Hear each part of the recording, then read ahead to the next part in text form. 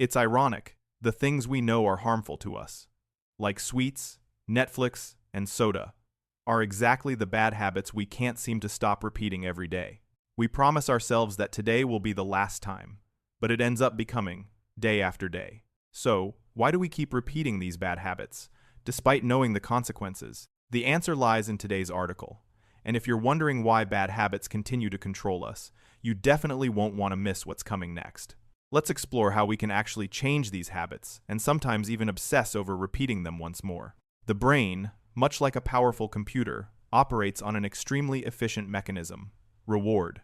Every time we do something and feel good, the brain remembers it and triggers us to do that action again in the future. This is the mechanism behind habit formation, a process so powerful that sometimes we don't even realize it. Take eating as an example. When we eat something delicious, especially something sugary, the brain sends a signal as if saying, "This is a great source of energy." The feeling of joy and satisfaction when eating makes us easily repeat that action next time. However, this doesn't just apply to good habits. It applies to bad habits as well. When we overeat sweets or mindlessly scroll through our phones when we feel bored, the brain still sends out that reward signal, a quick satisfaction, even though we know these bad habits aren't good for our health. This causes us to continue recreating these bad habits unconsciously, and gradually they become a part of our daily lives, without us fully realizing the negative impact they have. But what causes the brain to continue this loop? This is where the process of positive and negative reinforcement comes in,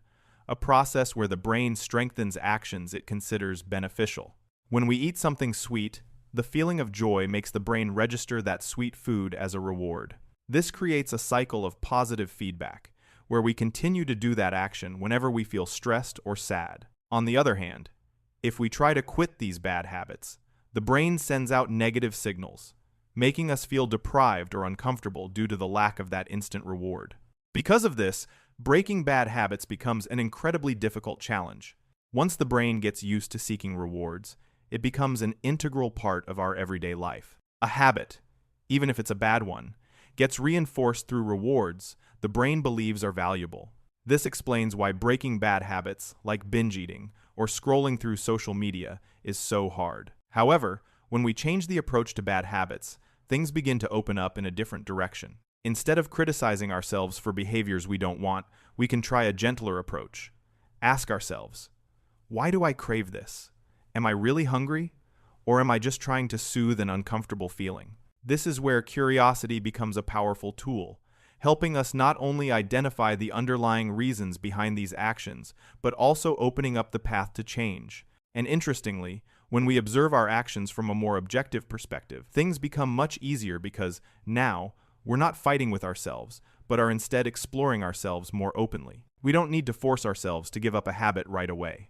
Instead, a more effective approach is through attention. Rather than immediately stopping an action reluctantly, we can learn to observe and be aware of each moment. In our research on habits, we experimented with a group of people who had uncontrolled eating habits, especially when they felt stressed. Instead of asking them to immediately stop eating sweets, we encouraged them to continue eating, but instead of just enjoying the food, we asked them to pay attention to the sensation of eating that piece of cake. Don't react immediately. Instead, be truly curious about what they feel. At first, when a woman ate a piece of cake, the satisfying sweetness made her feel happy. But instead of simply enjoying the feeling, we asked her to observe it throughout the entire process. And what happened? After eating, instead of just feeling happy, she started to notice a sense of guilt and concern about her weight, something she hadn't paid attention to before. The initial satisfaction faded quickly, and soon after, she felt uneasy about what she had just done. I ate this cake, and now I'll have to face uncontrolled weight gain, she thought to herself.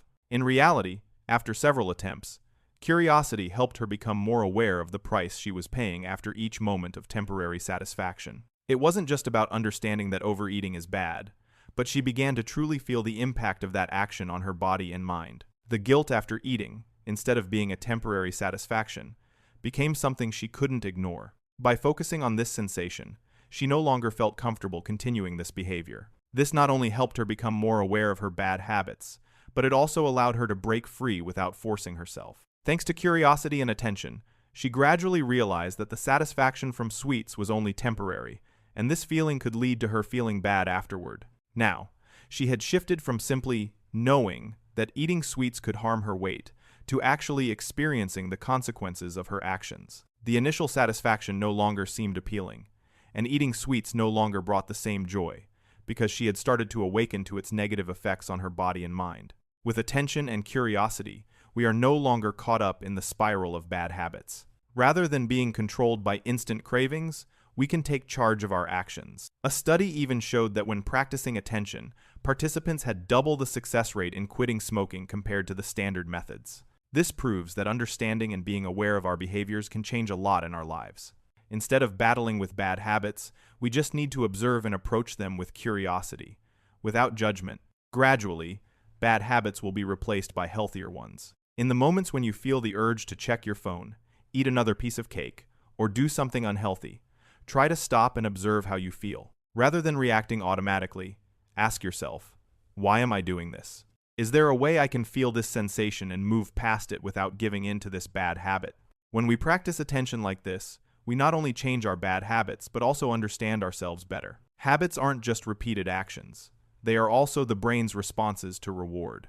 By understanding this mechanism, combined with curiosity and attention, we can break the cycle of bad habits and form new, healthier ones. Change doesn't happen instantly, but over time, with each moment of awareness, we will gradually build a better life, free from old, unhealthy habits. So, next time you face a bad habit, instead of fighting it, approach it with curiosity and attention. This will give you the freedom to take control of your life and change those old, unhelpful habits.